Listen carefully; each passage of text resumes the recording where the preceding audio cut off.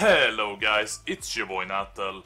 Today we're gonna go over the PTR changes. I've had a lot of people come up to me about these changes and they're thinking it's a huge nerf to rogues, but I don't think it is, and I'm gonna explain to you why in this video. I'm also gonna go over the legendaries that are changed and the new legendary. That is pretty cool in my opinion. So I hope you enjoyed this video, but guys, let's go. Alright, so first off we have the legendaries that we already have, right? The Insignia of Ravenholt, 5% increased damage with the effect. So that's actually really good. It's 20% additional damage instead of 15, so that's cool. They're buffing that. It was already really strong, but they're buffing it for some magical reason, so it's already seeing a lot of play, but it's gonna be seeing even more play now, probably. Then they're nerfing the sub boots. Shadow Strike restores 10. It now restores 5 energy instead of 10. This is pretty big for the whole sub versus assassination in Nattle discussion.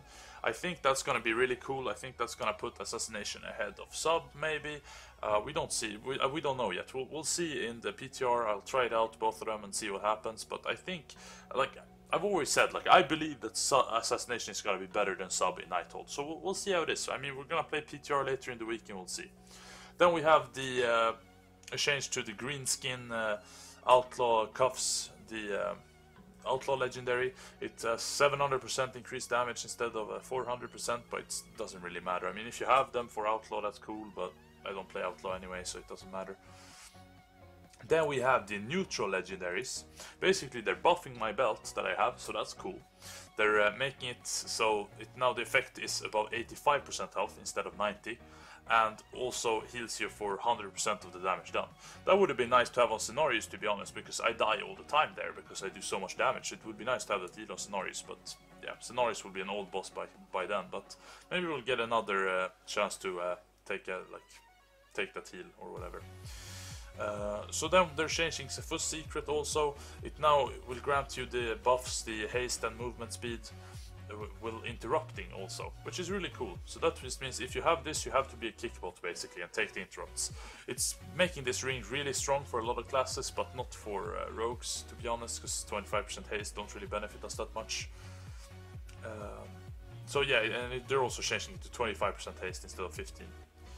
Then they're changing the neck to 30% of your maximum health for 30 seconds every 30 seconds and absorb shield. So they're basically buffing that. It's gonna make it a little stronger. Then they're changing the melee legs, but that doesn't affect us at all. Right, so then we have the new legendary, Mantle of the Master Assassin. It gives us crit and it gives us mastery. So there's good stats on it already, right? And then, while stealth is active and for 6 seconds after breaking stealth, your critical strike chance is increased by 100%. I think this will see play. I think it's kind of mid-tier, maybe slightly above mid-tier. But I don't think it's not the best legendary we have. We obviously have the boots, we have the ring, we have the bracers. I think all those 3 are better than this one. But basically what this does is we're not gonna need as much crit with this. So we're gonna be able to go for more mastery. I don't know if that's gonna be better, I'll have to try it out. But basically we can go for more stats instead of crit now, since we always have a guaranteed chance of getting a good opener every time with this. So that is very strong. It enforces our playstyle of like bursting really high and then kind of going down and dropping down in DPS and then bursting really high again and stuff like that, like every minute or so with Vendetta.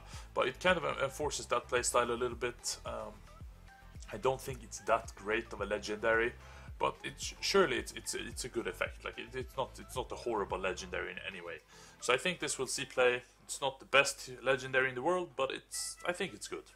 Now we have the rogue changes I'm really excited about. So basically, first off, it's pretty boring, but they're buffing they're nerfing crippling poison by 20%.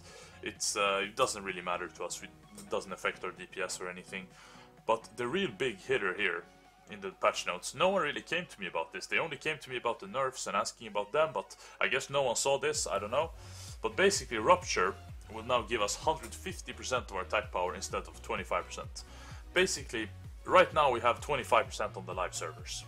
So 25% of our attack power, 1 attack power is 1 agility. So we have 25% of our agility as the damage of Rupture. And with these changes we're gonna get 150%. That's an incredible buff the rupture damage. That's gonna make it freakishly strong. I think this change is so good that it actually negates the other changes, like the nerfs or whatever. I think this buff is actually gonna negate the nerfs, and we're gonna do even more damage after this these patch notes are put in, if they are put in, you know? So I think this is really good for us. Then they're changing some things with the stealth talents, like Shadow Focus. It will give us 75% less ability cost with stealth. It doesn't matter, we're not going to use it anyway. Then Master of Sub, it basically is 5% more damage now in stealth, and for a few seconds after it when you cancel it, instead of 10%. So but it still won't see play. It's obviously nerfed, so it wouldn't see play anyway. This will affect Sub as well. A lot. It will affect Sub way more than it affects Assassination. So that's another victory for Assassination versus Sub in Nattle, you know, the glorious battle of those two specs. But then we have the talent changes. So they're changing Agonizing Poison to 30% application rate instead of 20%. That's pretty big, because sometimes I feel like Agonizing Poison just falls off the target, especially if you have to run around a little bit. It's kind of annoying to keep it up. But you can still do it, of course, with Poison Knife and stuff like that. But maybe this change will make it so we don't really have to do that. 10% isn't really that big of a change, but it's still a buff nonetheless. And this is also going to make our opener a little bit stronger, because we will have a higher chance of getting Poison procs in the opener, which will give us a bigger opener. Then they're changing Elaborate Planning to 12% instead of 15%. I don't really think this will matter that much in the big scheme of things. This might make it so we're gonna 6-point Envenom because of the Night Hold set bonus anyway, that buffs 6-point Envenoms a lot. So I think we're probably gonna see less elaborate planning, like stacking play, and we're gonna see more 6-point Envenom play. Also, I believe that I think Hemorrhage will make a comeback, guys. We have to be quiet about this because I don't really know, but it kind of feels like that, because I mean, Rupture's getting buffed by a lot, right? And something that buffs Rupture by a percentage is Hemorrhage. So I think Hemorrhage is actually gonna see play. That is really good, because Hemorrhage gives 1 combo point. So when we're 1 combo point short, we can use Hemorrhage, if that is the case. I'm not sure. We'll have to try it out on PTR, but I think Hemorrhage is making a comeback, guys. It's all the speculation, but I think so.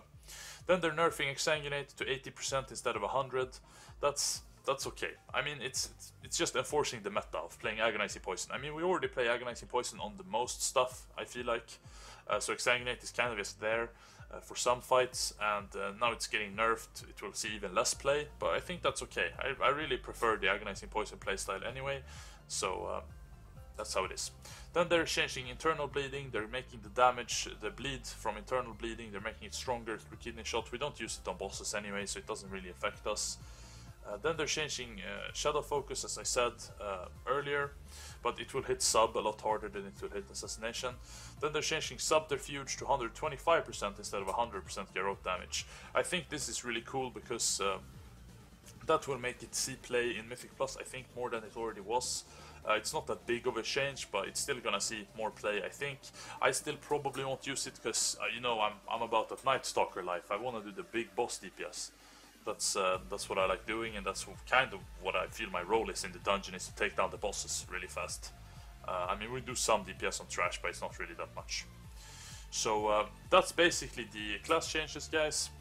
I hope you enjoyed this video. I will be streaming PTR, and I'll also be streaming other stuff, of course. I've been streaming for the last 2 weeks. I've been streaming between 8 and 10 hours every day. So you can come by my stream and check it out and see what you think, and then you can talk to me, ask me questions about these changes or whatever you want. But basically, my stream is below the video. You can go over there. I'll probably be streaming when you see this video, so just come over there, check it out, and I'll talk to you on there. Alright, thanks for watching, guys. I really appreciate all the support I've been getting lately, and thank you so much for watching, and take care, guys.